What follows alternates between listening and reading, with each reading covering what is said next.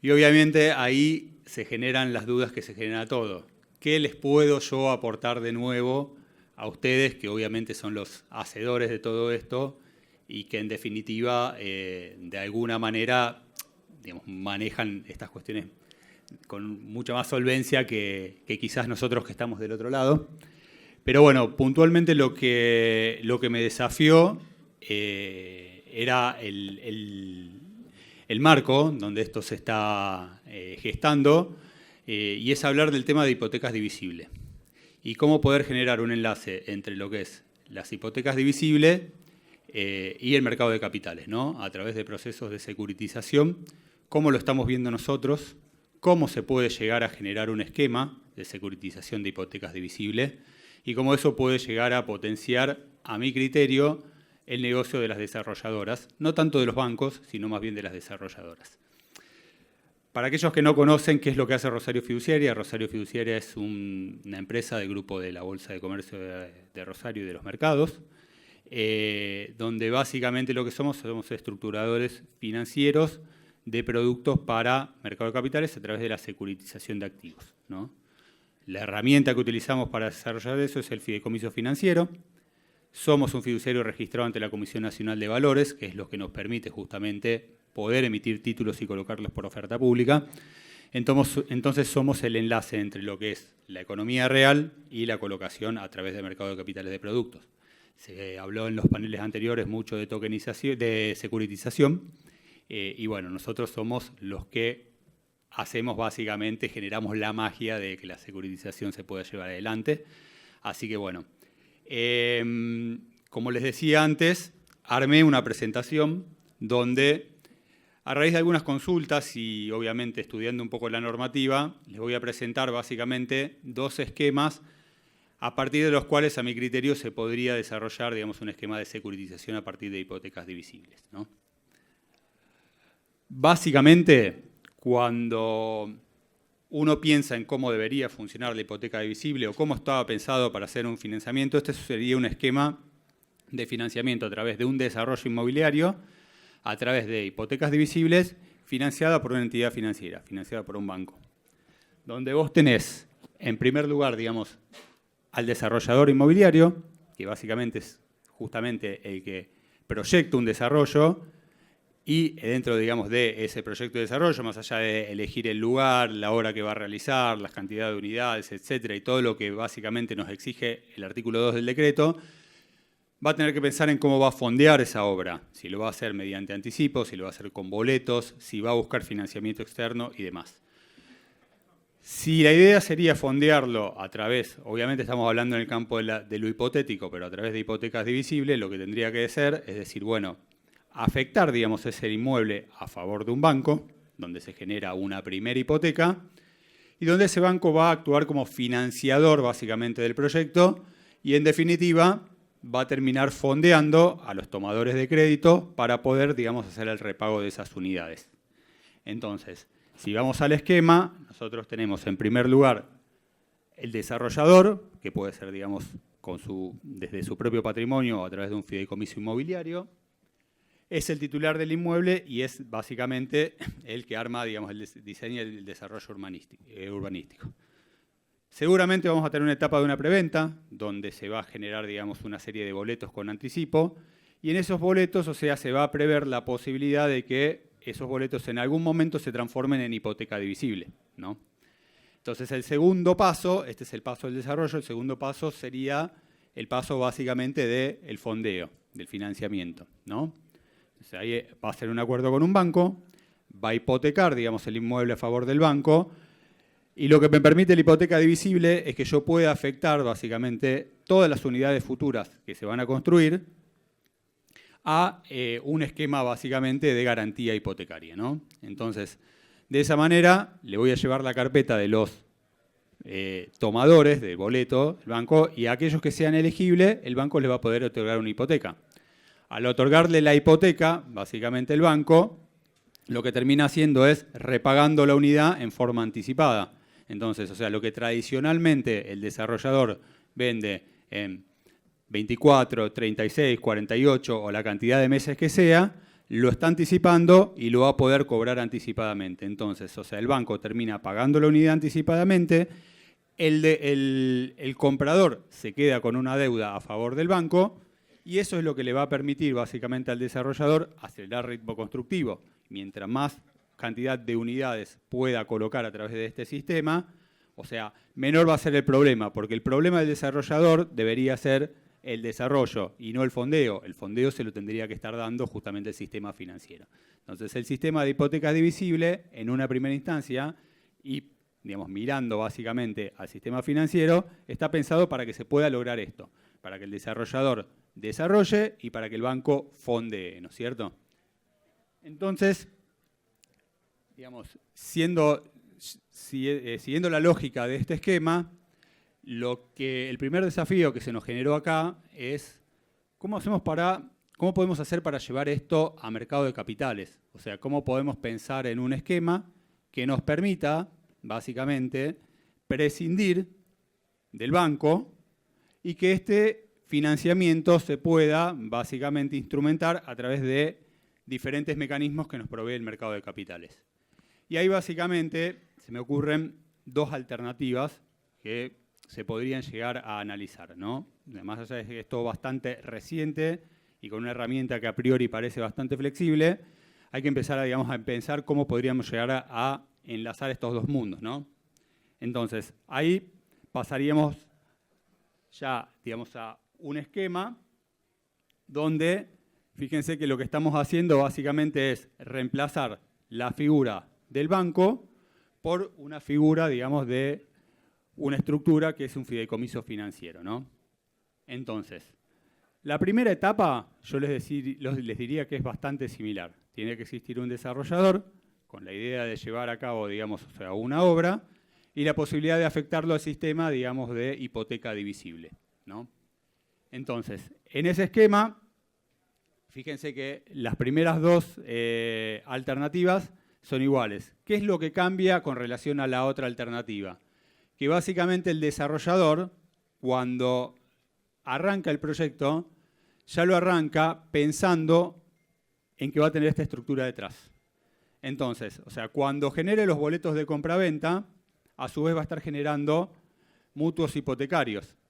Entonces, en forma simultánea o con posterioridad, lo que va a hacer es constituir un fideicomiso financiero, obviamente a través de la firma de un contrato de fideicomiso con un fiduciario, y le va a transferir, por un lado, la hipoteca, va a hipotecar, digamos, el inmueble donde se va a asentar el desarrollo el día de mañana, y a su vez todos esos mutuos hipotecarios que se van a afectar al régimen, ¿no? Entonces, le estamos transfiriendo, digamos, toda la cartera más la hipoteca, o sea, tenés la garantía más los créditos generados al fideicomiso, y después, a partir de ahí, una vez que tenemos, o sea, los activos securitizados, o sea, los activos incorporados al fideicomiso, el fiduciario se va a dar vuelta, va a generar un título que lo va a colocar a través de mercado de capitales. Ese título, digamos, lo van a comprar inversores institucionales y de esa manera lo que estamos generando, le estamos básicamente sacando al desarrollador el problema crediticio de tener que básicamente gestionar ese crédito que ya lo transfirió al fideicomiso y que ese flujo me va a permitir justamente pagarle a los inversores y los inversores lo que me están generando es básicamente un adelanto de flujo. Al generarme un adelanto de flujo, yo genero un ahorro constructivo, acelero los plazos constructivos, la obra se termina en un plazo más rápido y esa hipoteca se termina materializando al momento de tener que hacer la subdivisión y la inscripción de la obra. Entonces, ¿qué me queda dentro del fideicomiso? Me queda un crédito hipotecario consolidado con una hipoteca divisible que en algún momento se va a terminar de materializar. Al inversor de mercado de capitales, o sea, le queda, digamos, un flujo con una garantía hipotecaria y de esa manera el desarrollador lo que hizo fue transfirió parte de la cartera de créditos al fideicomiso, en su totalidad o en parte. Después vamos a ver que no siempre se puede securitizar el 100% de lo que se genera y de esa manera puedo llegar a apalancar el proyecto a través de mercado de capitales, ¿no? Existen algunas variantes que se pueden llegar a pensar, porque digamos, las he visto un poco en mercado y yo creo que las he visto en el ámbito privado, pero yo creo que tranquilamente también se podrían llegar al mercado público, que es básicamente el mismo esquema, generando directamente las hipotecas desde el propio fideicomiso. ¿Cómo sería esto? Bueno, a diferencia del esquema anterior, en vez de hipotecar el desarrollador el terreno o el fideicomiso privado a favor del fideicomiso, le transfiere, digamos, el fideicomiso financiero el inmueble, y al transferirle el inmueble, el propio fiduciario financiero, a través de un fideicomiso de administración y financiero, va a generar las hipotecas desde el propio patrimonio del fideicomiso, y esas hipotecas van a ser las que después, o sea, se van a transformar en un título que va a ser colocado a través del mercado de capitales, adquirido por inversores, y básicamente eso termina generando el mismo efecto de que el flujo de fondos va al desarrollador y el desarrollador lo va a aplicar a obra y se va a acelerar, digamos, el plazo constructivo. ¿Cuál es la diferencia entre un esquema y el otro? ¿Y por qué traje primero el esquema donde el crédito se genera en el desarrollador y no se genera en el fideicomiso? Tiene que ver con un tema de responsabilidades. O sea, normalmente si yo le traslado el inmueble al fideicomiso, el que va a desarrollar es el fideicomiso, ya cambia la naturaleza del fideicomiso, deja de ser un fideicomiso financiero puro, y la responsabilidad por el desarrollo empieza a ser compartida, tanto del fiduciario como la desarrolladora, con lo cual, o sea, muchas veces los fiduciarios, o sea, somos reacios a querer, digamos, hacernos del riesgo constructivo porque no es nuestro expertise y obviamente eso es preferible que lo haga el desarrollador. Va a depender de muchísimos factores, principalmente del carácter del desarrollador, de cómo está compuesta la cartera y demás. Pero lo que voy es, estos son dos esquemas que se me ocurren que les quería traer y poner sobre la mesa como para pensar alternativas entre poder unir estos dos mundos, ¿no? El de las hipotecas divisibles, quizás pensado para hacer un fondeo a través de sistema bancario, pero que en realidad, digamos, a mi criterio, tiene mucho mayor lógica si podemos lograr que esto vaya a mercado de capitales. ¿Por qué esto es así? Porque a mi criterio, las hipotecas divisibles no están pensadas, digamos, mirando al banco, sino que están pensadas mirándolos a ustedes, o sea, mirando a los desarrolladores. La idea de la hipoteca divisible es que el desarrollador pueda transformar un aporte de un fideicomiso inmobiliario en un crédito genuino. Y si logramos transformar eso en un crédito genuino, cambia mucho la naturaleza, básicamente, del crédito y de la exigibilidad de ese crédito. Esto nos pasa mucho con las calificadoras de riesgo. Cuando la calificadora de riesgo vos vas con la idea de securitizar un flujo inmobiliario, te dicen, ah, está bien, perfecto, pero ¿qué pasa si el aportante deja de pagar? Y no, bueno, si el aportante deja de pagar, me quedo con el inmueble y se lo tengo que colocar a otro. Ah, no, bueno, me dice, pero en definitiva ahí sí te interrumpe el flujo. Si vos tenés un crédito genuino y ese aportante deja de pagar, no solamente tenés el activo, sino que tenés todas las prerrogativas de exigibilidad del crédito, con lo cual podés tomar fianzas, podés embargar, podés hacer un montón de cuestiones que le dan más robustez a la estructura. Entonces, ¿por qué digo que esto es un instrumento orientado a las desarrolladoras más que orientados a los bancos? Porque probablemente si yo voy a un banco y en el esquema, en el primero de los esquemas, le digo, mirá, yo voy a llevar este proyecto, tengo que hacer la hipoteca, después dividirla, vos tenés que calificarme la cartera, elegir a quién le vas a dar crédito y quién no, el banco te dice, no, mirá, o sea, la capilaridad te la dejo a vos, que conocés al cliente. O sea, yo no me quiero encargar de esto. Si yo le llevo un security al banco y le digo, mirá, comprame este certificado de participación o comprame este título de deuda que emite un fideicomiso financiero que está armado con mi cartera de créditos, que lo administra un fiduciario profesional y que a su vez tiene créditos hipotecarios como respaldo, capaz que la ecuación cambia un poquito, ¿no? Y podemos hacer que las entidades financieras, en vez de fondear en forma directa, terminen fondeando indirectamente comprándole cartera de crédito securitizada a los propios desarrolladores. Esto es una idea que las quiero poner arriba de la mesa, es para pensarlo. Obviamente hay que trabajar el producto, hay que trabajar los proyectos, pero creo que es una alternativa muy viable.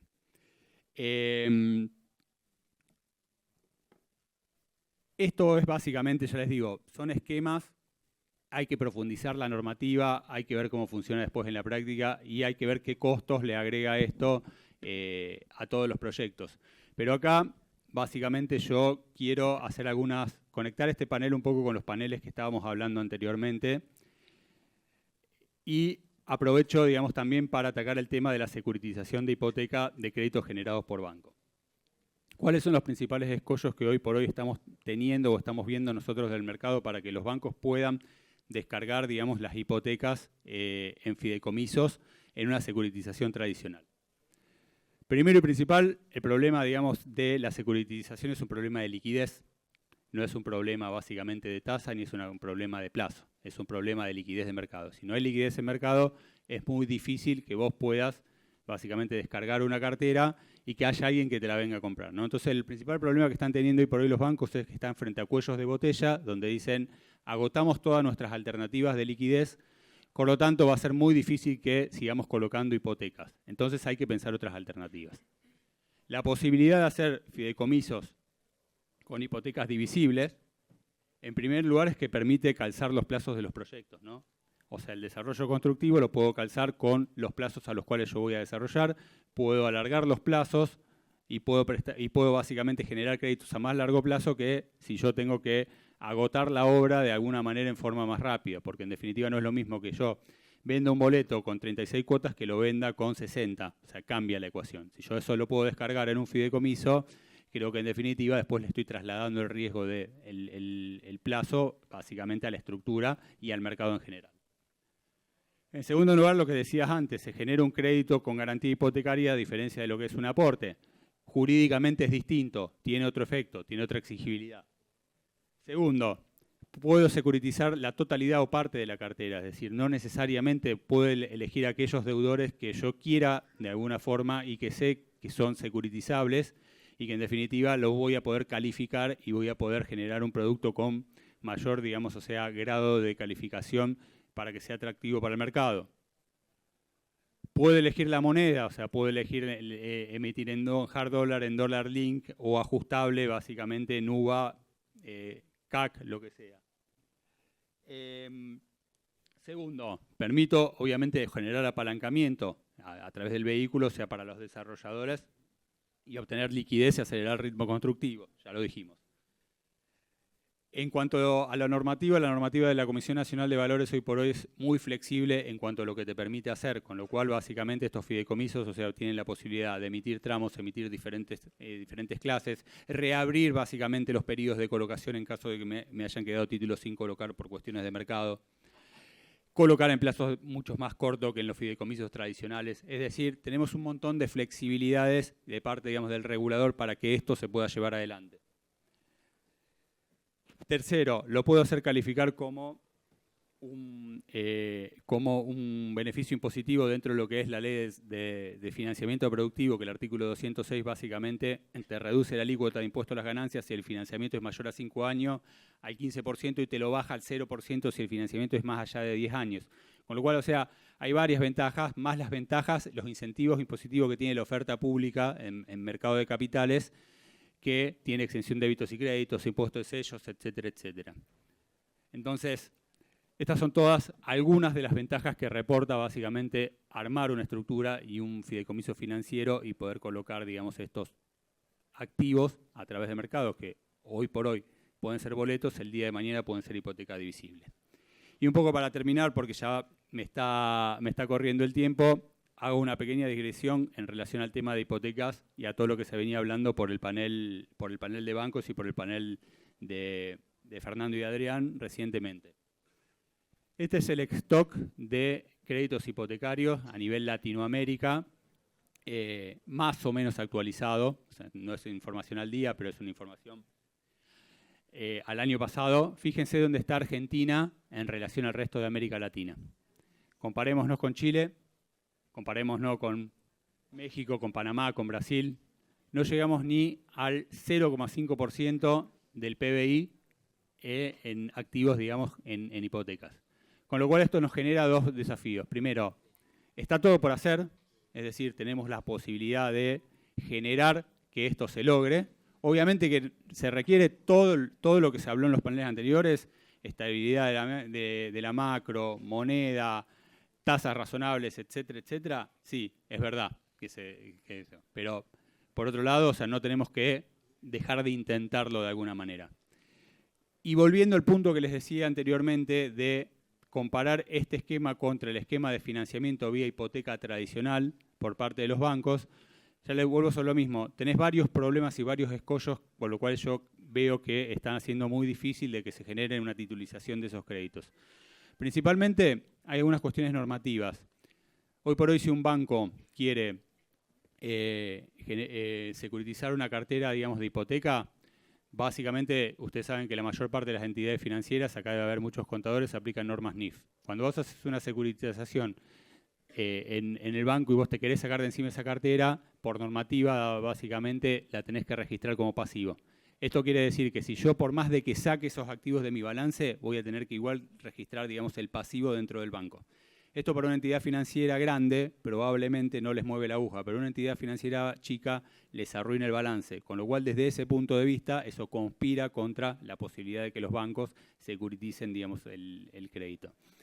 Por el otro lado tenés el tema básicamente de los encajes, entonces yo creo que ahí también hay mucho que trabajar, ¿no? Porque si hoy por hoy el Banco Central me está pidiendo, me eleva los encajes y me dice, bueno, mirá, para poder tener encajes, para poder básicamente prestar, tenés que tener este nivel de encaje y para poder tener este nivel de encaje me tenés que comprar este bono, ¿qué pasaría si el Banco Central te permitiría que vos puedas poner activos básicamente securitizados de hipotecas como encaje en el Banco Central, al menos para poder, digamos, solventar la parte, digamos, de plazo fijo, suba o lo que sea? Entonces, esa es una primera. La otra posibilidad es un tema más de mercado. ¿Qué pasa, digamos, si yo puedo utilizar estos activos securitizados para ponerlos como caución o como pase para operaciones que le permitan dar al banco de liquidez? Hoy por hoy los bancos lo que nos están diciendo es, no tenemos liquidez, no podemos seguir dando crédito hipotecario. Si vos me das un instrumento que me permita generar liquidez de la manera que sea, se van a generar mucho más créditos hipotecarios porque la demanda es infinita, por esto que yo les decía antes, o sea, por el bajísimo nivel que tenemos en relación al resto de América Latina. Todo eso hay que sentarse y hay que pensarlo con el regulador, hay que pensarlo de las entidades financieras y del lado de nosotros que estamos básicamente en el segmento privado, pensar en estas otras alternativas de cómo construir demanda, cómo construir carteras solventes y cómo poder descargarlas esas a través del mercado de capitales. Bueno, estoy excedido en plazo, no sé si alguno tiene alguna duda, si no, básicamente en la presentación, que espero que después la pongan a disposición, tienen mis datos, con lo cual cualquier interesado me puede contactar. Así que bueno, muchas gracias.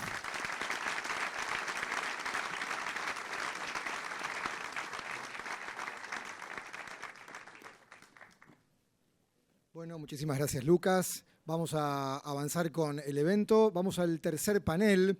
Este panel va a dialogar con ustedes sobre el marco regulatorio sobre hipotecas divisibles.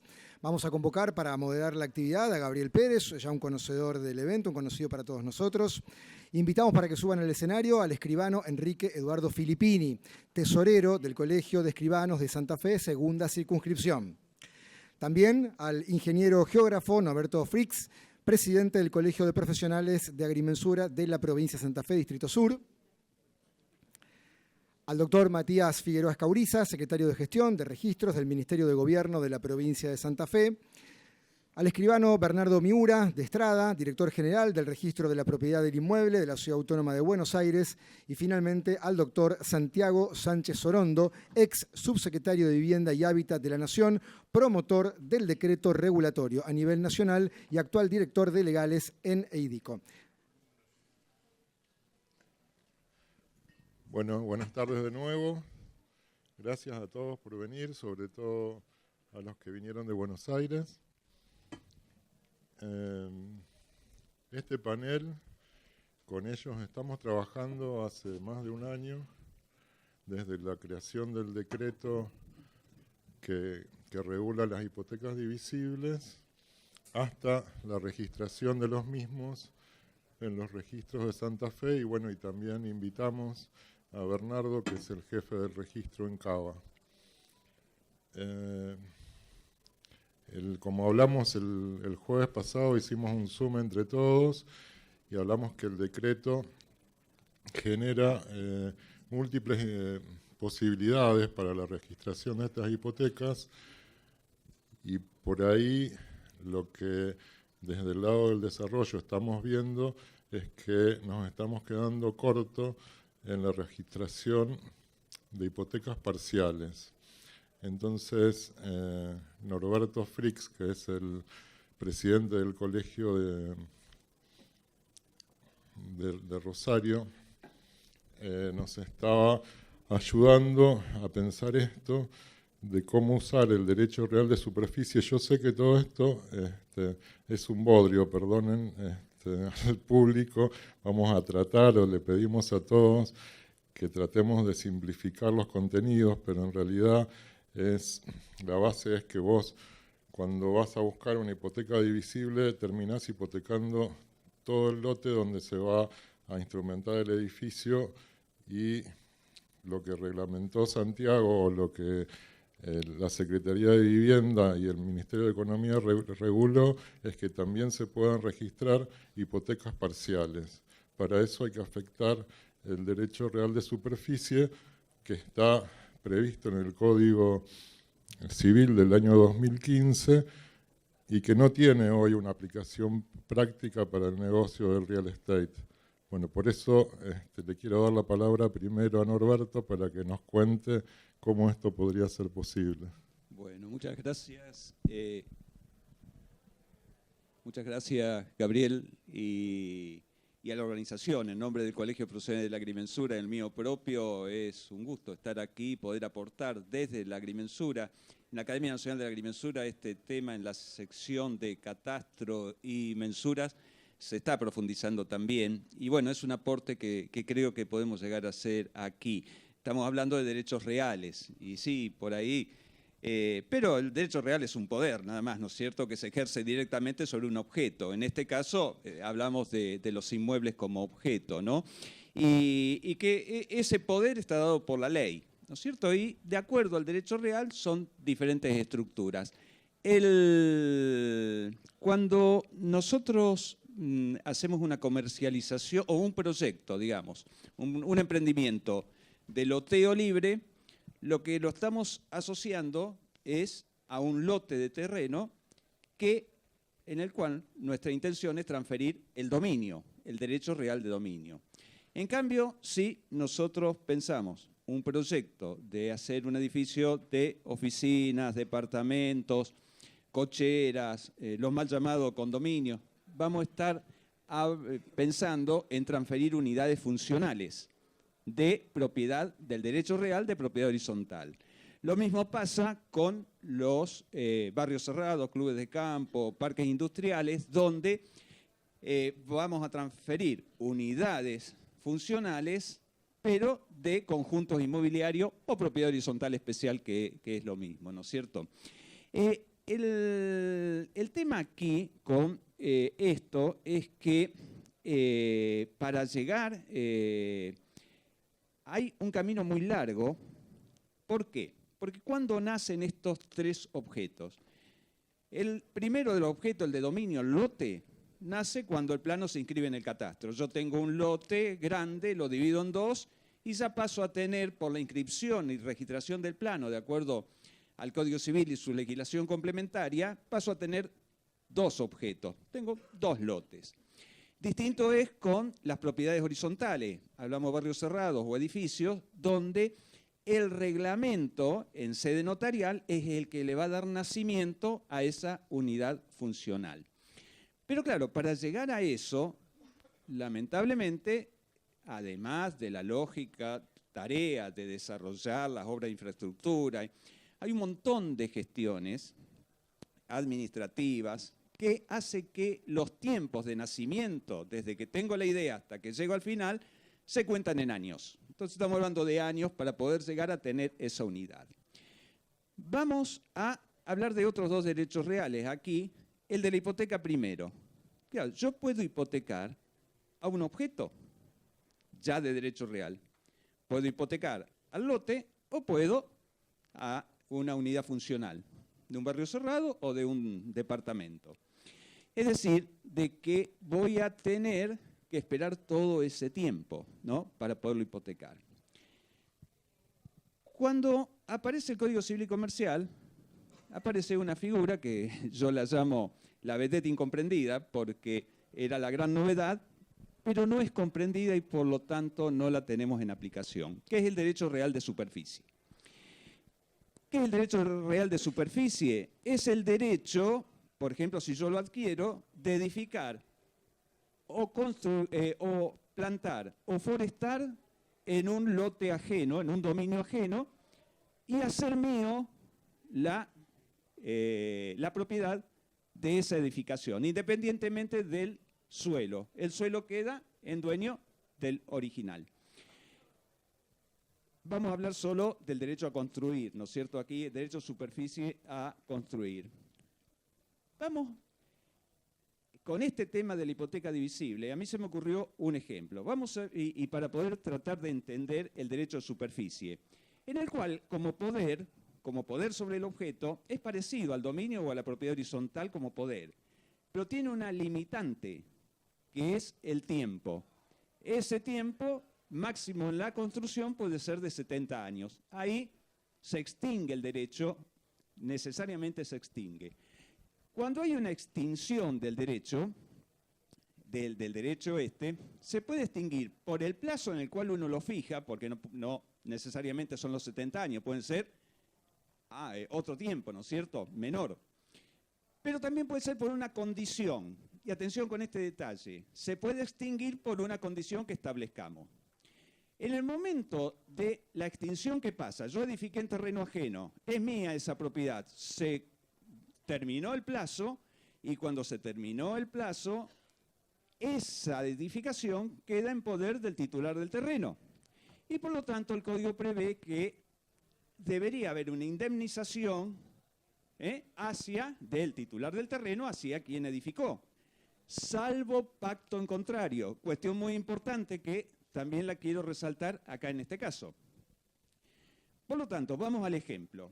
Yo tengo un lote de terreno grande, tengo mi casa, y Matías, Javier, dice, che, ¿no me vendés un pedazo de tu terreno? Me interesa yo edificar mi casa al lado tuyo, porque me siento bien viviendo cerca, ¿no, Matías? Para comer asado. Entonces, ¿qué pasa? Voy a la municipalidad, no se permite dividir ahí en superficies como la que ustedes plantean. Pero esto, tarde o temprano, esto puede cambiar. Tarde o temprano, y en algunos municipios bastante fácil, puedo lograr alguna excepción al reglamento. Che, ¿no querés comprar el derecho a superficie? ¿No querés derecho a superficie, Gabriel? ¿Y cómo lo hacemos? Mira, yo te vendo derecho a superficie con una condición, que se extingue en el momento que te puedo escriturar ese lote que todavía no lo puedo fabricar, porque no me lo permiten. Y está bien, yo edifico. ¿Qué pasa? Bueno, si llega a los 70 años, lógicamente que se extingue y ahí podemos fijar una indemnización. Pero podemos pactar que si yo logro la división antes del plazo máximo, porque no le estoy poniendo plazo, estoy poniendo una condición. Si yo logro la división, como titular del terreno puedo dividirlo. Mientras yo no afecte al superficiario, puedo con el lote disponerlo, usarlo como quiera, ¿no es cierto? Bien, entonces, ¿qué es lo que hago? Hago toda la tramitación ante el municipio y cuando logro eso, directamente le transfiero la propiedad como habíamos quedado en el contrato de superficie. Le transfiero el dominio del lote, porque ya tengo un plano aprobado, porque ya me lo permitieron dividir en esos 3 lotes. Y la superficie se extinguió sola por consolidación, que está en el Código Civil, y porque también estaba advertido allí. Ahora bien, cuando el derecho de superficie con la hipoteca, el objeto del derecho de superficie, como dije, nace al principio, nace con la escritura, nace al comienzo de la gestación de todo. Y si nace a la gestación, el objeto, ya ese objeto puede ser hipotecable. Y claro, está tácitamente en el Código Civil, ratificado ahora en el decreto 1017, que realmente lo sobrepone en la publicidad, justamente, lo sobresalta en la publicidad, que es bienvenido, esa publicidad del derecho de superficie, ¿no es cierto? Y entonces, de esta manera, si se puede hipotecar, yo ya puedo hipotecar directamente desde el comienzo. Lo puede hipotecar directamente Matías o lo puede hipotecar Javier al derecho de superficie. Hay algunas otras consideraciones del derecho de superficie, como que, bueno, ellos tienen que edificar dentro de los 10 años, no pueden demorar más de 10 años porque también es causa de extinción, pero son otros detalles. Pero como comienzo, como alternativa, decir, el crédito va directamente, lo genera el interesado aquí. Pensemos también en un edificio casi terminado, en catastro, en el plano de mensura que se inscriba. En Rosario, por ejemplo, no se necesita final de obra para inscribir un plano, por un convenio que hay con la provincia, un plano de propiedad horizontal sin final de obra. Claro, catastro no va a dar un certificado hasta que no venga el final de obra. Pero yo podría inscribir un plano de mensura de propiedad horizontal y de derecho real de superficie y usar ese mismo plano para hacer las escrituras y luego usarlo para hacer la escritura de derecho de superficie y luego para el reglamento de propiedad horizontal. Esta es la idea base, este es el aporte que desde el catastro y la agrimensura nos parece interesante hacer, porque claro, en catastro se publicitan a los objetos y de los objetos somos bastantes amigos, así como en el registro se publicitan los derechos y que es la función de ellos. Esto es lo que quería decir. Buenísimo, Norberto. Bueno, ahora me gustaría la opinión de todos acerca de esto.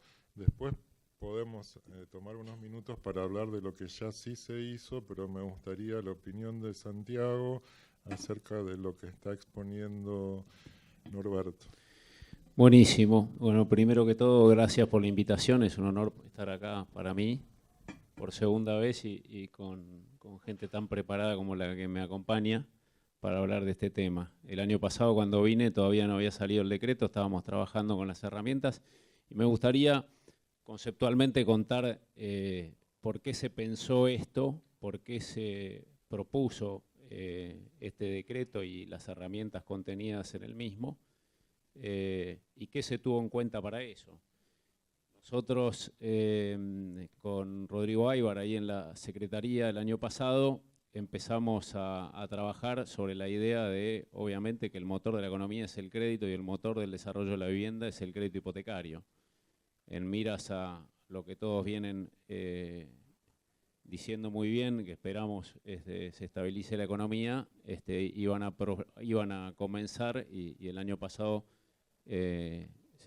comenzaron los bancos a prestar con hipoteca, cosa que vimos muy positivo. Pero pensando también, como decía por ahí Adrián Cosentino y los que estuvieron en el panel anterior, en infraestructura futuro, es decir, pensando en qué soluciones tenemos que dar al desarrollo, pensando en los actores, quiénes son los que se dedican a construir, a hacer loteos, a hacer vivienda, hablando con los actores de ese momento, empezamos a evaluar algunas herramientas y también a la coyuntura de Argentina. Nosotros, para desarrollar en la Argentina, yo vengo también del sector, estaba en el sector, estuve un tiempo en la Secretaría y ahora estoy de vuelta en el sector, y tenía claro en la cabeza cuál es la problemática que tienen los desarrolladores a la hora de salir a buscar financiamiento, que en Argentina para mi generación no existió. Si existió fueron momentos, como bien mostraban hace un rato, muy puntuales. Lo primero que veíamos es que no estábamos en condiciones sobre todo pensando en lo nuevo, ¿no? En el financiamiento temprano de los proyectos.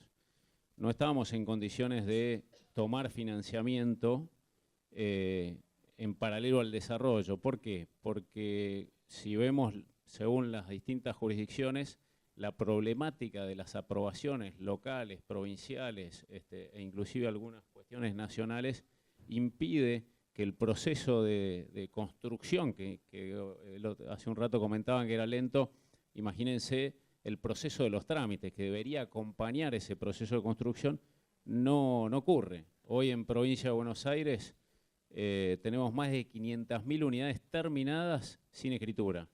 A nivel nacional tenemos 1.300.000 unidades terminadas sin escritura, las relevadas, debe haber más. Imagínense que todas esas unidades no acceden al crédito hipotecario. Pensando en eso y pensando en los nuevos desarrollos y trabajando con las distintas cámaras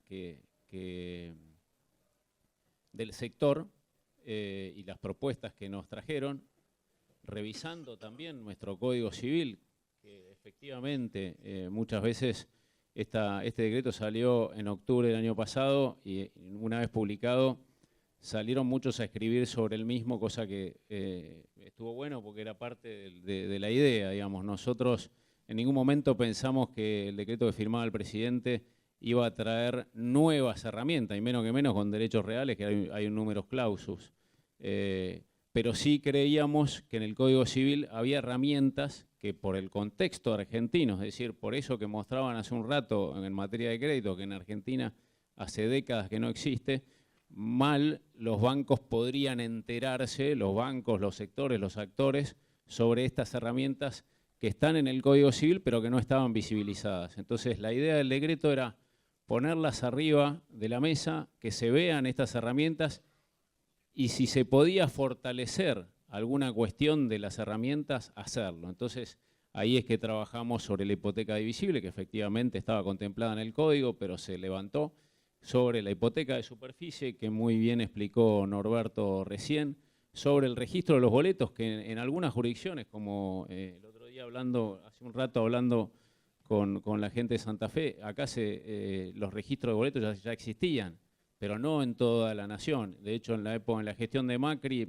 en Cava salió un decreto para el registro de boletos, pero el registro de boletos tenía un inconveniente, que una de las cosas negativas de la modificación del Código Civil del 2015, que trajo, si bien trajo la prehorizontalidad y también levantó el derecho de superficie que puede ser hipotecable, trajo que con miras a querer proteger al consumidor un seguro obligatorio de la prehorizontalidad que era inviable para los desarrolladores. Un seguro que uno tenía que desarrollar, tenía que sacar un seguro que no existió, que las aseguradoras no lo generaron, que prácticamente estaba en desuso, pero que era un requisito fundamental a la hora de inscribir un boleto. Ahora, ¿qué se busca con la inscripción del boleto? ¿Qué se busca con levantar la divisible? ¿Qué se busca con levantar la superficie? El financiamiento temprano de proyectos. Ese es el objetivo que tiene el decreto, levantar algunas figuras que son necesarias para que haya crédito.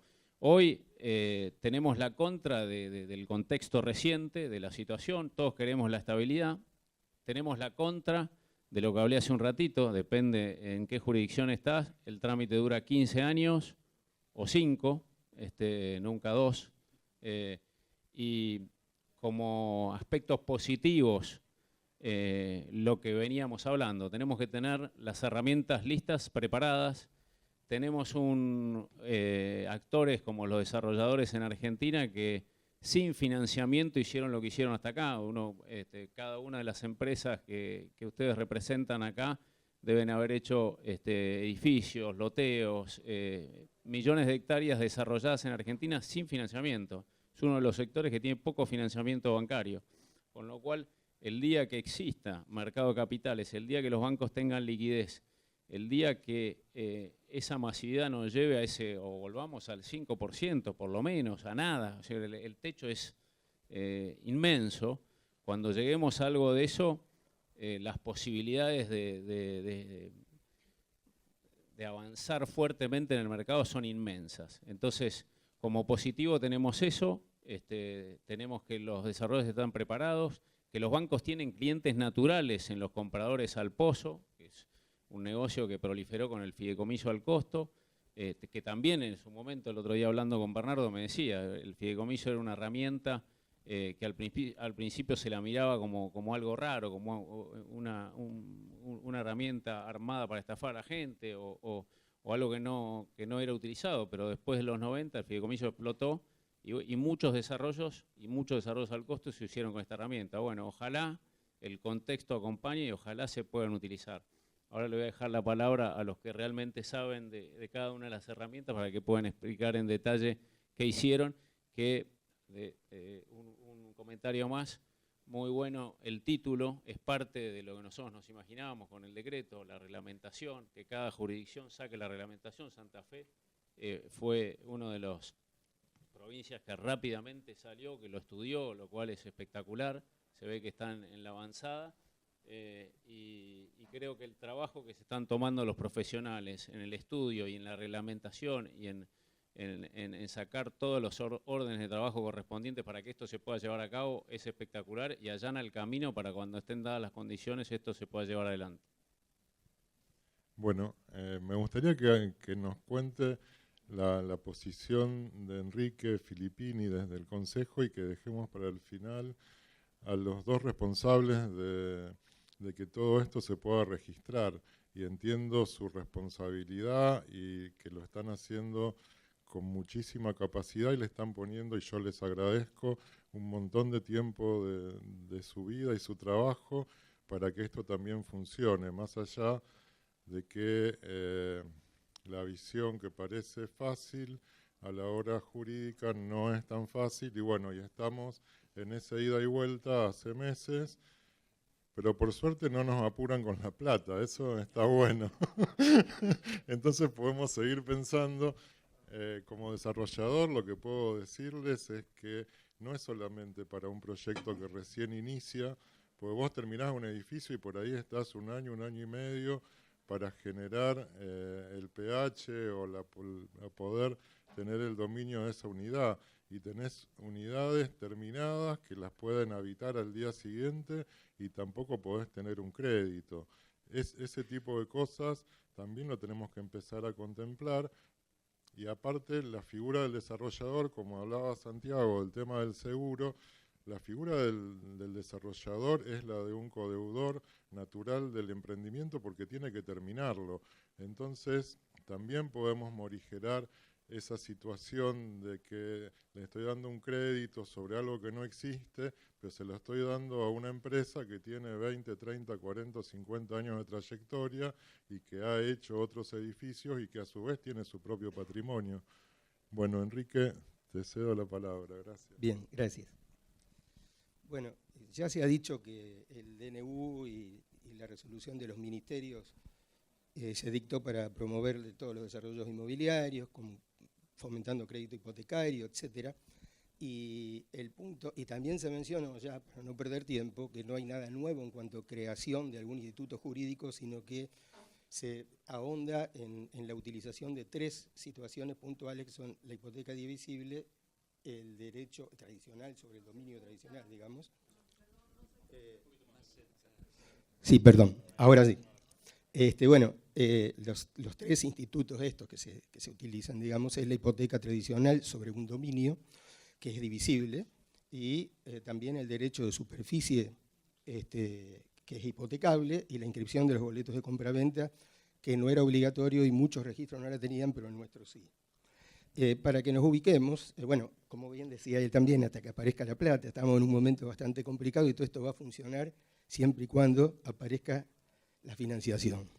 Hoy por hoy, en este momento, el único que puede prestar tiene nombre y apellido, se llama Scott Bessent, pero espero que pronto mejoremos y podamos tener financiación de bancos de aquí, ¿no?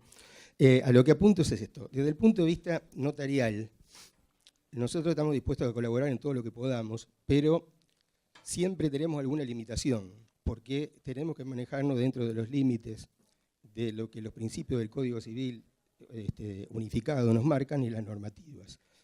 Estamos hablando de temas, nadie de las cosas que se han planteado está completamente como que diga eso no puede ser, pero hay temas que se tienen que terminar de trabajar, para lo cual le dedico 2 minutos nada más a cada cosa. La hipoteca divisible, que la hipoteca todos saben que es un derecho real para garantizar el cumplimiento de una obligación, que en este caso serían mutuos o préstamos, tiene características, no me voy a ir por las ramas con este tema para público que no son todos abogados o están en el derecho, es la accesoriedad de un contrato principal, donde hay obligaciones a las que accede, la especialidad del crédito, del inmueble, y también la divisibilidad, que es una característica que el Código permite que se pueda dividir y por lo tanto ya existía la hipoteca divisible.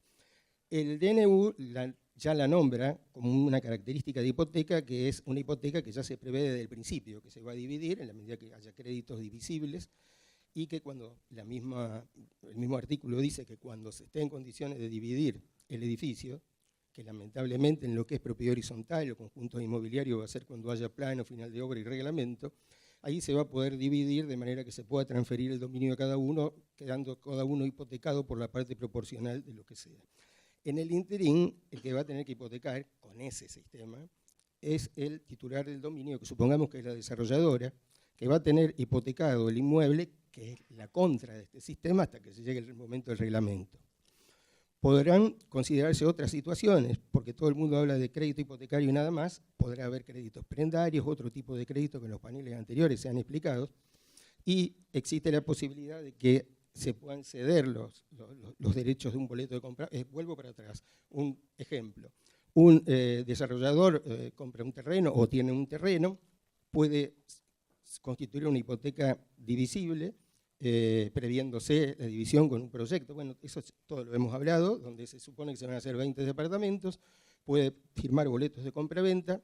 Ahora la novedad es el otro punto, que los puede registrar para que tenga una defensa frente a los acreedores embargantes del vendedor, pero hasta que llegue el reglamento tenemos ese problema. A lo mejor se podrán prendar los derechos en favor del banco, los derechos del boleto, podrá establecerse un sistema o pactarse que pueda delegar proporcionalmente la deuda el banco vendedor para que la parte proporcional del crédito, el adquirente por boleto, la tome a su cargo. Siempre le queda la posibilidad de que si esa persona no paga al banco, puede pagar la cuota que corresponda, puede resolver el contrato y está en condiciones de volver a vender a otra persona la unidad. En esta versión de hipoteca sobre terreno, divisible, boleto de compraventa inscribible y eventual trámite de adquirentes frente a banco, prendando los derechos del boleto. Esa es una de las posibilidades de la que se habló. Ha habido siempre, yo que tengo unos cuantos años, en los años fines de los años 70, de los 80 y más adelante se han hecho divisiones de hipoteca, nada más que no estaban previstas desde el comienzo, hipotecas divisibles. Después hablamos del derecho de la posibilidad el derecho de superficie y la posibilidad de hipotecarlo. Ahí en general coincidimos, yo tengo alguna preocupación nada más, porque el problema de los escribanos es no solo resolver la instrumentación de cómo va a ser la financiación, sino que es gente que compre su departamento o su casa. Entonces tenemos que terminar con un título que sea bueno y que no sea observable. Faltan terminar de pulir algunas cuestiones de la indemnización al revés, de ese tipo de cosas, para ver cómo alguien que tiene un derecho de superficie termina con el derecho de dominio pleno, con la hipoteca. El derecho de superficie, como dijo el ingeniero, es el derecho de construir sobre algo ajeno, que es derecho, aunque yo no construya nada, por eso es sobre inmueble ajeno, pero también de hacer mío lo que yo construí, entonces ya es derecho sobre lo propio, ¿no es cierto? El tema es, y se puede hipotecar. El tema acá es que como es un derecho real, y los derechos reales también para ejercerlos se necesita título y modo, el modo es la posesión, y se pueden hacer sobre partes materialmente divisibles de una cosa. Yo puedo tener un terreno, lo divido en tres y puedo decirle acá, te doy el derecho de superficie para que hagas una torre, acá otra, acá otra. Lo que no tengo claro yo, personalmente, lo he estudiado y no me cierra, y tenemos alguna diferencia interpretativa, es si se pudiera hipotecar cosa futura, es decir, no arriba de este terreno, que este terreno yo lo toco y lo piso y tengo posesión y edifico para arriba. Si es un departamento en propiedad horizontal y compro el 0801, el 0701 no es que se pisa y va para arriba, sino que es todo. Entonces, si es a favor de un desarrollador, sí, porque el desarrollador puede desarrollar con el derecho de superficie sobre el suelo todo el edificio. Después viene el tema de cómo se hace el comprador del inmueble. Pero que sean superficiarios cada uno de los eventuales compradores de un departamento, yo creo que merece que lo trabajemos un poco más, porque hay autores notariales y jurídicos, qué sé yo, Kipper, Mariana Benadia Vidal, o sea, no cualquier persona que esto lo cuestionen y tienen ese tipo de dudas. Yo no quiero descartar esto, solamente digo que merece que lo trabajemos un poco más para evitar problemas de títulos. No habría problema quizá para loteos o para conjuntos inmobiliarios donde son como barrios que son lotes donde se puede construir. Eso es un poco una primera visión, porque se supone que cuando se termina el derecho de superficie, mejor dicho, cuando se extingue, la construcción la crece el dueño de la tierra. Después entramos a las indemnizaciones. Ahora, el Código Civil planea la indemnización únicamente a favor del superficiario porque hay un enriquecimiento, si no sin causa, del dueño de la tierra que se queda con lo construido, pero que no se quede con nada, que le haya dado el derecho de superficie y después en vez de indemnizarlo por quedármelo, no me quedó nada, pero indemnizo pasándole el terreno, no me termina de cerrar desde el punto de vista de la operatoria, por más que el decreto diga que se puede pactar. Por último, está la inscripción de los boletos de compraventa. Los boletos de compraventa no eran obligatorias su inscripción, salvo la vieja ley de loteos 14.005 y la ley de prehorizontalidad. Cuando se derogó la ley de prehorizontalidad, prácticamente no se inscriben más los boletos, por más que nuestra legislación provincial, la ley 6435, lo permite. Con lo cual, con esta nueva disposición es útil, porque cumpliendo 4 condiciones, que son haber pagado más al menos el 25% del precio, tener fecha cierta, haber sido firmado el boleto por el titular dominial o algún cedente de la cadena de sesiones y que tenga publicidad registral o posesoria, le da esa oponibilidad que yo había. Con lo cual, esto es muy útil y habría que pensar en nuestra provincia incluso extenderlo a algún tipo de emprendimiento, aunque no tenga crédito hipotecario, sino empresas constructoras que quieran financiar, porque lo venden en cuotas y va a ser mejor para cualquier comprador tener su boleto registrado. Ahí termino. Entonces, sobre esta base, yo creo que son las dos opciones que hay y la herramienta de la inscripción de los boletos. Me parece que tendríamos que seguir trabajándolo un poquito más, pero en el decreto no hay otras. Te paso la... Ok, Bernardo, ¿querés dar...? Bueno. Lo dejamos a Matías, que, Al final, que para el es cierre, Matías. Nuestro registrador local. Primero, para romper el hielo, el de la foto no soy yo, les aviso, ¿no? Yo soy Bernardo Miura, ese señor, ese no sé quién es. Ese no sé quién es. No, quería... Pero si siempre se manda una vez. Sí, no sé quién es, pero bueno, ya vamos a averiguar quién es ese señor de anteojos. Quería agradecer, por supuesto, a los organizadores, a esta ciudad que cumple 300 años, que está de fiesta, y que aparte me ha dado mi mujer y mi hija mayor, que son rosarinas, y acá me casé, acá en la bolsa, acá en la vuelta. Bueno, esto, por supuesto que abordar esto es casi inhumano, porque hay un montón de cosas para decir. Voy a tratar de dar 2 o 3 ideas fuerza y después contar un poquito lo que nosotros, se escucha bien, ¿no?, estamos haciendo desde el registro de la propiedad de la capital federal. Como idea fuerza, algunas cosas se dijeron, pero esto no es una ruptura con el sistema tradicional, no lo podía hacer por más DNU que fuera, no se podía romper el Código Civil y Comercial y no era lo que se quería hacer, con lo cual no hay ruptura. Ni bien sale el DNU, hubo mucha crítica, quizás alguna desprolijidad dentro del DNU, que creo sinceramente que después con la resolución conjunta se terminó de acomodar y se terminó de darle un marco más entendible. Porque claro, ¿te acordás, Santiago? El marco regulatorio, bueno, las instituciones financieras necesitan un marco regulatorio, porque si no, no prestan. Uno diría, si no, bueno, ¿para qué queremos todo esto? Vamos a prestar igual, total, entre privados podemos arreglar lo que querramos. Entonces el marco regulatorio es totalmente necesario. Lo veo similar en algún aspecto a lo que pasó en el 94 con la 24441. El Código Civil de Vélez tenía el 2662, que preveía el fideicomiso y que decía prácticamente lo mismo de lo que decía la ley. La ley fue mucho más amplia, más detallista, pero ya estaba. Pero sin embargo, al argentino, al jurista, al abogado, al escribano, le costó 6, 7, 8 años acostumbrarse al fideicomiso y comenzar a trabajar con fideicomisos. Con lo cual, no veo una ruptura y veo que acá puede haber una continuidad. El beneficio que tiene para el adquirente la registración de boletos para mí es indiscutible. No hay ninguna duda que si vos podés registrar un boleto, tanto como desarrollador, vas a tener un mercado mucho más amplio, porque claro, hoy los grandes desarrolladores, muchos de los cuales están acá, por ahí no necesitan de un registro de boletos porque tienen la espalda y tienen un tremendo antecedente, con lo cual la gente va, confía y compra, y no tiene mayor inconveniente, pero hay desarrolladores medianos o pequeños que si no tienen la posibilidad de registrar sus boletos, la gente no les va a comprar, o le van a comprar solamente los inversores familiares o los que están más cerca. Por lo cual, la oponibilidad que le da la registración de boletos, que ya Enrique explicó, los 4 requisitos, es absoluta y creo que es un arma que es un beneficio virtuoso. Porque se le agranda el mercado y demás. Por supuesto que estos boletos se pueden prendar, no hay ninguna duda que se pueden prendar o se pueden ceder en garantía. Por supuesto que la registración de boletos también ayuda de alguna manera a focalizar, hablamos de los embargos, ¿no? De la posibilidad, la prioridad al adquirente, pero no solamente esto, sino también, lo han padecido seguramente algunos, alguna vez esto de que por ahí un comprador, por algún conflicto que tuvo con la desarrolladora, te bloquea todo el desarrollo, porque te clava una medida cautelar sobre el predio mayor.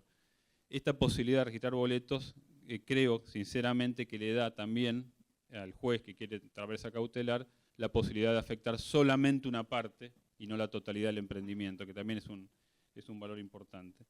Otro elemento que trae el código, que es el 2194, que es la posibilidad de subrogar el derecho que está en este boleto, que es este boleto prendado, que se va a transformar en un título perfecto, en un dominio, se va a subrogar esta prenda en la futura garantía. Por supuesto que no es automático, que requiere consenso, conformidad y registración, pero si lo pactamos de inicio en el boleto, le va a dar la posibilidad a la entidad financiera de prestar a largo, y no a corto, no a 2 años, que es el plazo del boleto, sino a 20 años, que es el plazo del dominio. Esta subrogación para mí es muy importante destacarla.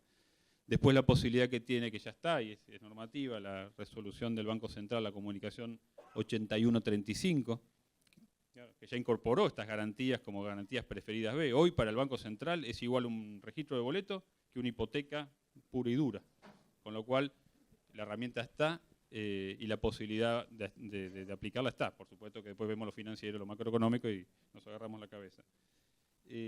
Nosotros desde la capital federal nos rompimos la cabeza con esto, cuando llegó la resolución, decía, bueno, primero que nada, esto es un derecho personal. Boleto de compraventa es un derecho personal. Nos juntábamos con los cráneos, con los juristas, y nos decían, no, va de retro, no puede entrar al registro de la propiedad inmueble, pero si lo dice el código, ¿no? Pues dice publicidad registral. Entonces, bueno, ahora está. Lo que tuvo el DNU, de alguna manera, hizo uniforme. Hoy todos los registros del país deberían, razonablemente, registrar boletos, porque lo dice el Código Civil y lo dice el DNU, entonces ya medio como que no hay otra alternativa. Entonces, resolvimos, distinto que Matías, resolvimos crear una registración especial. Nosotros no vamos al folio de dominio con el boleto. Nosotros, haciéndonos eco de la resolución conjunta 2 del Ministerio de Economía y Ministerio de Justicia, primero damos de alta el proyecto. Ingresa el documento notarial en donde se da de alta el proyecto. Para dar de alta el proyecto se requiere que el titular de dominio, por supuesto, tenga titularidad, no tenga gravámenes, tenga la posibilidad de disponer del dominio, y que tenga por lo menos 2 elementos cartográficos mínimos, que apuntan a 2 elementos diferentes. Uno es la viabilidad del proyecto que va a registrar, ¿no? Tiene que haber una presentación de un plano de obra, un proyecto de obra, algún tipo de registración de obra para que lo que va a hacer acá, estos 10 pisos, realmente los pueda hacer. Y si lo presenta y lo firma el profesional y lo presenta el municipio, es porque se puede hacer, porque va la firma del responsable del plano, que es el profesional. Y después el otro elemento cartográfico, que es el dibujo de la unidad funcional, que probablemente no salga del plano de obra, sino que tenga que ser de un plano aparte, un plano proyecto de PH, algunos dicen croquis, bueno, nos vamos a pelear, pero en definitiva algo que le dé entidad a esto que vamos a registrar. Y todo esto a pesar de que no vamos a registrar un derecho real. Esto no tenemos que grabar a fuego. Vamos a registrar un derecho personal que tiene que conducir al derecho real, que es el dominio. Por eso yo creo que es como una especie de baile así medio delicado, porque si le damos una herramienta muy segura al adquirente por boleto, nunca va a ir al título. Somos argentinos, ¿no? Ya pasó en Uruguay pasó esto. En Uruguay no se escritura porque, bueno, van a boleto, registran boleto y se acabó. Entonces tenemos... Claro, promitente comprador, así dicen los boletos. Pero bueno, en definitiva tiene que ser una herramienta lo suficientemente sólida, segura, para que le dé la seguridad y la garantía a este adquirente, pero al mismo tiempo que lo conduzca al título. Porque sabemos, somos argentinos, lo dijeron antes, el inmigrante que llega al título, el dominio lo quiere. Una vez que se registra ese proyecto, esa alta, que esto sí lo registramos en el dominio del inmueble, en el folio como gravamen, abrimos folio especial, personal. No lo llamamos personal como Córdoba porque lo vinculamos a la existencia del boleto. Existe boleto, existe folio. Son las vicisitudes de ese boleto. Este folio personal vinculado al boleto va a tener las vicisitudes del boleto. Nació el boleto, lo compró Juan, Juan se lo cedió a Pedro, Pedro lo prendó con el banco tal, después se extinguió la prenda, lo cedió en garantía, hasta que finalmente se escrituró. Y termino, Matías, así te dejo a vos. Y el secreto, nosotros también nos rompimos la cabeza para ver si hasta dónde delegábamos en el profesional la calificación y hasta dónde el registro de la propiedad asumía la responsabilidad por, de alguna manera, dar esta publicidad. Nosotros delegamos mucho en el profesional, en el arquitecto, en el ingeniero, en el abogado, el escribano. Creemos que hay mucho de eso en las normativas que emitimos, después véanlas si quieren, son la 11, la 2, la 10, la 11, la 2 y la 14 del 2025. Entonces, cuando ingresa el reglamento de copropiedad, o cuando ingresa primero cuando ingresa el reglamento de copropiedad, por supuesto que dejamos de registrar boletos, porque entendemos que ya estamos en condiciones de registrar dominio. Pero además, cuando ingresa el reglamento de copropiedad, la tarea de verificación y conexión de la unidad proyectada con la unidad existente es del profesional, no es del registro. La experiencia de la prehorizontalidad fue nefasta, ¿no? Yo no había nacido todavía, pero fue una experiencia muy, muy tortuosa. Tengo la suerte de que todavía tengo asesores en el registro de esa época y todavía hoy tenemos folios en prehorizontalidad tratando de identificar qué boleto se vincula con qué unidad. Por lo cual delegamos esa tarea en el profesional, que es lo que hacemos hoy, o que es lo que hace hoy el profesional, el escribano. Cuando le llegan con la carpeta, dice, ¿por qué le vas a escriturar a Juan? Y bueno, porque acá está el boleto y se lo cedía a Pedro y toda la cadena, y es la responsabilidad del profesional, del que firma la escritura y del que autoriza el acto. Así que yo quiero dejarlo acá para que Matías se pueda extender, pero bueno, hay muchísimo más para decir. Muchas gracias, Bernardo. Bueno, buenas tardes a todos. Gabriel, la verdad que muchas gracias por la invitación al Foro de la Vivienda. Felicitaciones por esta iniciativa. La verdad que yo quiero destacar el accionar de Gabriel también para que esto se dé, porque con su ímpetu y su insistencia en el buen sentido, también legislamos en Santa Fe antes que la resolución conjunta. Nuestra DTR, el Registro de la Propiedad de Santa Fe, por este tema salió antes de la reglamentación conjunta entre el Ministerio de Economía y el Ministerio de Justicia de Nación. Nosotros lo veníamos estudiando con Fernando Sir del Registro de la Propiedad desde noviembre, cuando salió. Tuvimos una reunión con el Consejo Federal de todos los registros de Argentina y ahí el debate era que la mayoría de los registros de la propiedad de inmueble no quieren registrar los boletos de compraventa, porque muchos no registran. Entonces, como el decreto habilita a que eso lo pueda hacer la Comisión Nacional de Valores con entidades habilitadas por la Comisión Nacional de Valores... ¿No se escucha? Hola, hola, ¿se escucha ahí?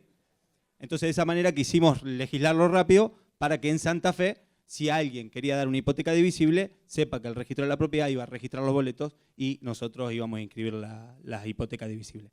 Primero me parece importante algo que mostró el disertante anterior, que nosotros lo mostramos mucho porque me parece en la foto, es cómo estamos con las hipotecas en Argentina. El año pasado solamente en toda la Argentina hubo 100.000 hipotecas. De toda la Argentina solamente se registraron 100.000 operaciones con crédito hipotecario.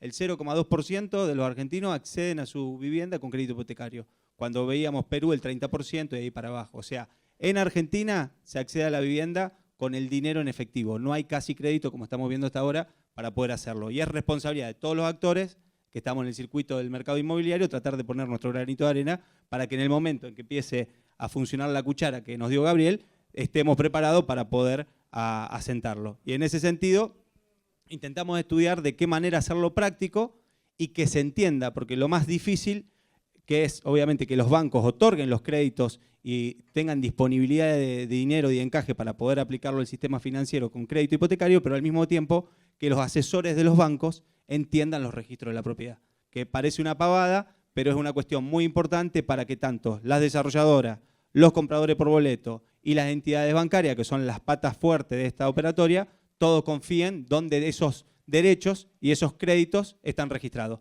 Porque en definitiva, todo lo que termine pasando entre esas tres partes tiene que tener publicidad registrada en algún lado. Y en ese sentido tratamos de hacerlo en el registro de la propiedad de una manera que sea fácil y entendible para todas las partes, pensando en todas las partes. También en el comprador, que cuando va a comprar a través de este mecanismo y que firma el boleto, quiere que ese documento esté inscripto. Entonces, lo primero que intentamos hacer es, como decía Bernardo, pensemos que la hipoteca divisible es una manera que ustedes como desarrolladores tienen que empezar a jugar también de cómo venden sus productos. No quiere decir que el 100% de las unidades o el 100% o el 80% de la unidad la tienen que vender a crédito. Primero hay que empezar a pensar de qué unidad hablo PH porque me parece que es lo más jugoso para acá, ¿no? Pero si yo tengo un edificio que tiene 20 unidades y tengo todos los años que con la cosecha tengo un comprador que todos los años me compra un monoambiente, por ahí lo que tengo que hacer es darle crédito sobre la mitad de ese monoambiente y que me compre 2 monoambientes. Y este tipo de figura lo que nos termina haciendo es poder jugar de una manera diferente de cómo sacamos la hipoteca y cómo empezamos a vender nuestro producto. Entonces, lo que primero tenemos que entender o ver es que no quiere decir que la hipoteca divisible sea sobre el 100% de nuestra unidad, de nuestro proyecto. Yo puedo vender a crédito 5 unidades de todo el proyecto que yo voy a someter a PH, porque tengo 10 compradores que compran con la plata, que ya son mis clientes, y quiero poner solamente 5 a crédito. Bueno, la hipoteca divisible nos posibilita, cuando hacemos la hipoteca que va a ser divisible, aclarar, y así lo vamos a registrar en el registro de la propiedad, qué unidades van a ser divisibles, el crédito. O sea, yo digo, de estas 20 unidades, que solamente 5 voy a vender en crédito. Y de esa manera ya damos publicidad registral de que respecto a las otras 15 unidades no está sujeta a la divisibilidad de ese crédito que ustedes van a sacar como desarrolladora. Segunda cuestión, obviamente, como decía Enrique, el que saca el crédito es el dueño del dominio, porque si bien la hipoteca es divisible, o sea, ese crédito que yo tomo lo puedo dividir en los futuros compradores de la unidad que se compran por boleto, recién lo voy a poder trasladar como derecho real con la escritura, o sea, al momento del sometimiento de propiedad horizontal. Entonces, lo importante es que el que toma el proyecto es el titular de dominio. Y el riesgo que va a tener ese pago mensual de la cuota, que lo va a pagar, si yo lo empecé a vender por boleto, los compradores por boleto todos los meses, dura el riesgo como constructora hasta que yo someto la propiedad horizontal. Si tardamos 3 años, 3 años. Una vez que pasaron los 3 años, ya mi responsabilidad se traslada al banco y el banco se encarga de cobrarle a los compradores por boleto. O sea, el tiempo de la responsabilidad, obviamente, de ese crédito que está a nombre de mi lote y de mi unidad, va a ser temporario en el tiempo que yo, como desarrolladora, tardo en terminar el proyecto y tardo en someter la propiedad horizontal. Obviamente, como todo negocio tiene riesgo, son herramientas, que como toda herramienta hay que ver para qué proyecto sirve, para cuál no y en qué momento. Segunda cuestión importante, los compradores por boleto, obviamente que empiecen a intervenir los bancos, porque como el crédito lo tomó Norberto, que es el titular del dominio y la desarrolladora, y le va a vender a Gabriel la unidad 10, el banco que le dio el crédito a Norberto va a intervenir crediticiamente para ver si el pedacito del crédito que le dio, que tiene con Norberto, Norberto se lo puede trasladar a Gabriel. Entonces vamos a necesitar una conformidad del banco para ver la capacidad crediticia de Gabriel, de si ese crédito el día de mañana, cuando se divida la hipoteca, es viable que Gabriel tome a cargo ese porcentaje. Lo mismo con respecto a cuando Gabriel ceda, porque Gabriel puede empezar a ceder. Yo lo compré en pareja, me peleé. Bueno, quiero vender la unidad. Va a pasar mucho en los proyectos inmobiliarios que esto pase, o sea, que los compradores fluyan. Bueno, en ese sentido, lo mismo. Como Gabriel se lo va a trasladar a Bernardo, el banco tiene que ver si ese crédito que Gabriel le va a trasladar a Bernardo califica o no para hacerse cargo del crédito. Yo creo que la figura está muy buena, como toda figura, y algo que se logró es que se instale, porque como dicen, ¿cuál fue que se buscaba? Esto, ¿qué pasa esto? Que Argentina esté hablando de hipoteca divisible, que entremos en crisis diciendo, che, no hay crédito en Argentina, ¿qué hacemos? Y que surja de todos los actores que en definitiva intervienen en este pedacito de la problemática habitacional de la Argentina. Y en ese sentido, creo que es una figura muy potable, muy importante, que no nos imaginemos los grandes proyectos de pozo a grandes plazos. Creo que tenemos que ir a poquito, intentar sacar los primeros proyectos y por ahí son créditos más cortos, más chiquitos, para que el sistema funcione, para que los bancos vayan tomando confianza, para que los compradores vean que se puede. Yo creo que como todo, nueva figura, hay que ir de menos a más y que se pueda hacer. Se trata de dar la seguridad. Nosotros en Santa Fe tomamos la decisión de registrar todo en lo que se llama matrícula, que es folio real electrónico, que es donde figura quién es el comprador, quién es el vendedor, si hay un embargo, si hay un usufructo, está todo metido en un solo lugar registralmente y definimos ponerlo ahí para darle más seguridad a los actores del sistema. No tenerlo en diferentes lados, atento a que no van a ser miles los proyectos que van a venir por este sistema, entonces como algo manejable definimos hacerlo a través de este sistema de registración y al mismo tiempo para que si un juez quiere hacer una medida con un boleto, ya lo tenga en la matrícula porque juega algo que no es menor, que es el derecho al consumidor. Hay un derecho que es muy importante, que es la información y que esa información sea clara para todos los actores. Así que creo que es una figura muy importante.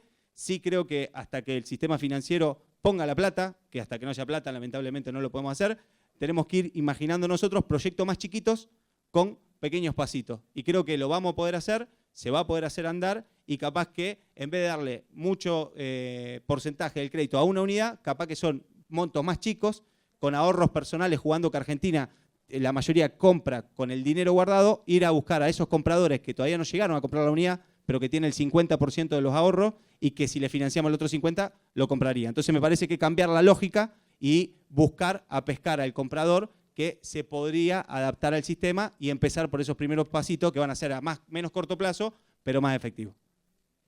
Perdón, una sola cosita. Olvidé. Yo tenía una pregunta. No, era el tema tributario, pero te lo digo después. Okay, dale.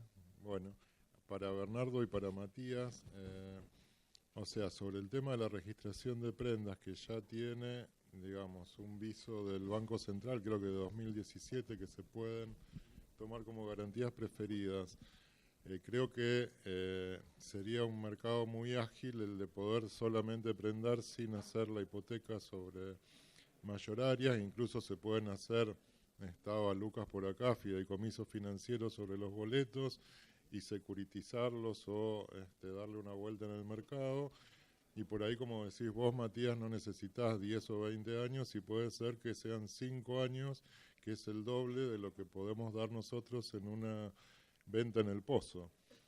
Entonces, sean pesos, con CAC, con UVA, o sean dólares, creo que la prenda, que ya las he visto, ¿no? He visto una de Buenos Aires que nos trajo una abogada, donde Consultatio le vende a un comprador un departamento chico con una prenda sobre el boleto. Me parece que la registración de esa prenda con boleto, siempre que el banco la tome como garantía preferida, está cumpliendo 100% el objetivo. Y si hablamos de 5 años, estamos hablando de cualquier crédito para comprar un auto, con el hecho de que ya seguramente, por una cuestión impositiva, tributaria, los departamentos no se venden 100% en blanco, eso es una realidad de nuestro mercado, y cuando hizo el boleto ya pagó una parte, con lo cual ya hay una garantía sobre eso. No te rías, Enrique, hiciste 10.000 escrituras. No me consta a mí eso. Acá no está nadie del arca, ¿o sí? Perdón, lo único que quería agregar antes, nada más, que sería bueno que si se quiere promocionar este tipo, y especialmente utilizar la inscripción de los boletos de compra-venta, se gestionara ante la provincia, que los eximiera de la inscripción del impuesto, del pago de impuestos de sellos y tasas de registración. Porque el impuesto de sello de un boleto de compra-venta es el 0,5% y la registración es el 0,75%. La registración se va a volver a repetir cuando se haga la escritura de transferencia del dominio. Entonces a lo mejor se podría pagar un fijo o podría quedar exento. Si no, todo esto va a complicar más la reticencia de algunos compradores que lleguen justo a querer registrar el boleto, perjudicando su propia defensa jurídica frente a cualquier situación que se le presente a la vendedora. Le hacemos el pedido a los Gustavos, que ya se fueron, ¿viste? Estratégicamente. Matías. Yo quería agregar algo sobre la registración de boletos. Primero contarles que ya ingresó un primer proyecto en la ciudad de Buenos Aires y lo registramos. Nosotros cuando emitimos la normativa, justamente quisimos de alguna manera competir con los registros privados, ¿no? Dijimos, tenemos que hacerlo igual, mejor, más barato. Planteamos la registración digital. Estos dos boletos van a entrar en su gran mayoría por medios digitales, con firma digital. Por eso pusimos en el medio del profesional, que es el que tiene que validar el contenido del boleto y que tiene que firmar él digitalmente. Con lo cual, este boleto registrado con un instrumento digital creo que tiene un potencial de securitización, o tiene un potencial de cesión, un potencial de prenda bastante mayor al boleto tradicional. Por lo cual quería agregar esa cuestión de la herramienta tecnológica, que creo que después lo van a dar en el módulo siguiente, pero creo que es importante. No, y nosotros, si bien no entró todavía nada respecto a Prenda, nos enteramos bien el otro día que en Buenos Aires, en provincia, creo, en Cava, no me acuerdo si Bernardo, ustedes fue provincia, Cava. Creemos que es importante también, si se elige esa figura, también registrarlo, ya que registramos boletos, también vamos a registrar las prendas que se vinculen con los boletos. Voy un pasito más allá, pero ya que los tengo acá,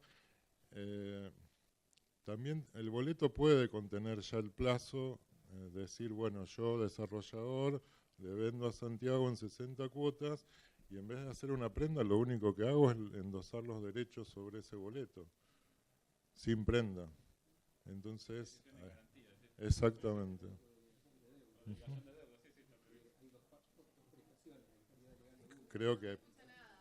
Creo que, o sea, les estoy preguntando si en vez de hacer una prenda sobre el boleto, que es otro acto jurídico, luego de hacer el acto del boleto, el mismo desarrollador que firma el boleto con plazo, por ejemplo, 60 meses con un comprador, puede ir al banco, endosar los derechos y hacerse del dinero.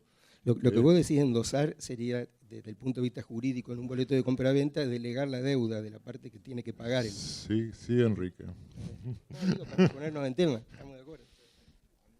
Bueno, yo aprovecho de nuevo y les digo que los voy a tener a todos en consulta para el Foro de la Vivienda, porque espero que llueva plata y que tengamos muchas consultas sobre esto. Muchas gracias a todos.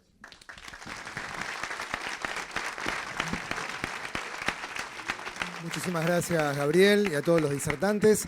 Nos tomamos unos 15 minutos para un break, para un café, y volvemos con el próximo panel, que es la tokenización para el financiamiento.